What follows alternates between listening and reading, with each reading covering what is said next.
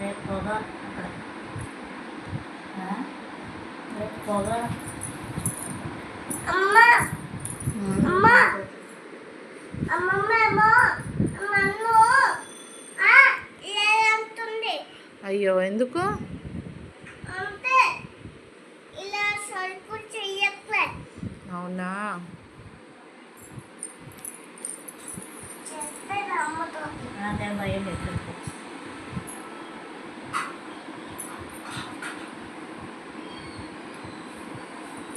అమ్మ అమ్మమ్మేమో నన్ను భయం లేదంటుంది.